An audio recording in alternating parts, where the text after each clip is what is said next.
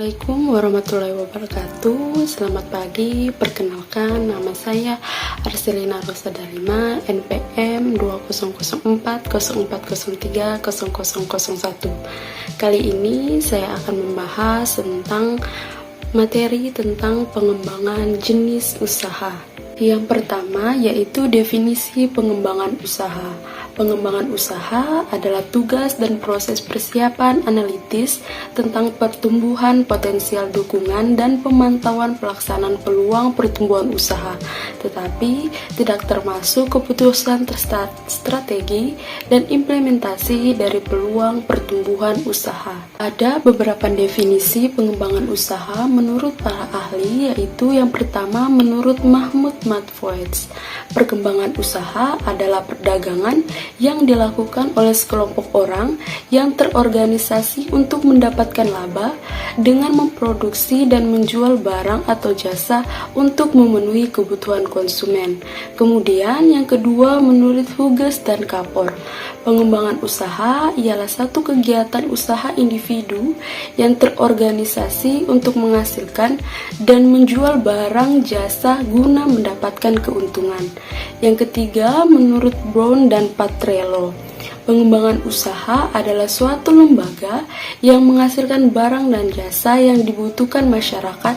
Apabila kebutuhan masyarakat meningkat, maka lembaga bisnis pun akan meningkat pula perkembangannya untuk memenuhi kebutuhan tersebut sambil memperoleh laba.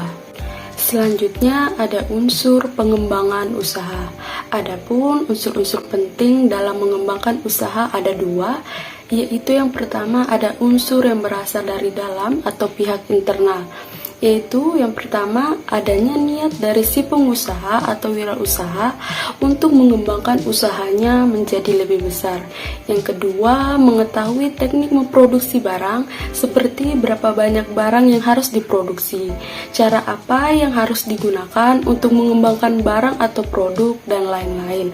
Kemudian yang ketiga, membuat anggaran yang bertujuan seberapa besar pemasukan dan pengeluaran produk.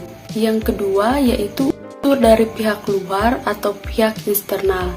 Yang pertama, mengikuti perkembangan informasi dari luar usaha. Yang kedua, mendapatkan dana tidak hanya mengandalkan dari dalam seperti meminjam dari luar. Yang ketiga, mengetahui kondisi lingkungan sekitar yang baik atau kondisif untuk usaha.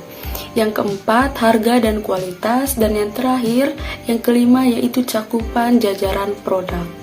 Selanjutnya ada tingkatan dalam pengembangan usaha, yaitu yang pertama ada tingkat produk. Pada level produk, pengembangan usaha berarti mengembangkan produk atau teknologi baru. Meskipun tingkat pengembangan dapat berbeda dari perusahaan ke perusahaan. Kemudian yang kedua ada tingkat komersial. Contoh bentuk pengembangan usaha tingkat komersial adalah mencari pelanggan baru di segmen pasar yang baru. Dengan demikian, pekerjaan ini memerlukan individu yang secara psikologis kuat dan menangani banyak masalah. Kemudian yang ketiga ada tingkat korporasi. Bila organisasi harus memutuskan apakah akan membuat atau membeli kompetensi organisasi tertentu, kemudian memasuki bidang pengembangan bisnis perusahaan. Fokusnya adalah bukan pada produk maupun komersial tingkat, tetapi pada korporasi tingkatan usaha. Yang keempat yaitu tingkat keamanan dalam proses penjualan barang. Menjual produk dengan harga yang terjangkau dan memiliki kualitas yang baik. Selanjutnya yaitu ada aspek-aspek yang harus diperhatikan dalam mengembangkan usaha. Pengembangan usaha yang terdiri dari aspek strategi, manajemen pemasaran dan penjualan. Seperti yang pertama ada aspek strategi. Aspek strategi dibagi menjadi tiga, yaitu meneliti jenis usaha baru dengan penekanan pada mengidentifikasi kesenjangan yang ada atau yang diharapkan oleh konsumen. Yang kedua, menciptakan pasar baru. Dan yang ketiga, menciptakan produk baru dengan karakteristik yang menarik konsumen. Yang kedua, yaitu aspek manajemen pemasaran. yaitu yang pertama ada menembus dan menguasai pangsa pasar, yang kedua mengolah situasi atau peluang pasar yang ada dengan teliti, yang ketiga memasarkan produk dengan jaringan yang luas seperti impor produk ke luar negeri, dan yang terakhir membuat strategi pemasaran yang dapat membuat konsumen membeli produk kita seperti memasang iklan, brosur, dan lain-lain. Kemudian yang ketiga ada aspek penjualan, yaitu yang pertama memberikan saran tentang perencanaan dan penegakan kebijakan penjualan dan proses tindak lanjut penjualan. Yang kedua yaitu banyak volume produk yang akan dijual. Selanjutnya ada masalah dan solusi dalam pengembangan suatu usaha. Jadi adapun analisis masalahnya, yaitu yang pertama ada faktor kurangnya pemodalan, yang kedua kesulitan dalam pemasaran produk, yang ketiga persaingan usaha yang semakin ketat, yang keempat kesulitan bahan baku, yang kelima kurangnya keahlian teknis dan tenaga ahli, yang keenam ada pemasaran, yang ketujuh bahan baku, yang kedelapan ada teknologi, yang ke-9 ada manajemen, yang ke-10 ada birokrasi, ke-11 yaitu tentang infrastruktur, ke-12 yaitu pengembangan produk, 13 permintaan, 14 siklus penjualan, 15 stok, dan yang terakhir ada biaya awal. Kemudian ada solusi dari pengembangan usaha. Yang pertama ada modal. Modal dapat diperoleh bukan hanya dari dalam, tetapi bisa juga dari luar seperti pinjaman bank, hibah, dan sebagainya.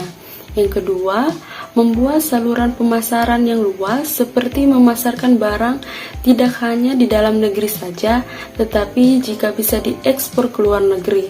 Dengan begitu, produk kita akan mudah dikenal oleh masyarakat. Yang ketiga, menerapkan strategi usaha di antaranya seperti yang telah dibahas sebelumnya, menerapkan strategi penjualan. Contohnya, membuat diverifikasi produk, menemukan produk baru, dan sebagainya.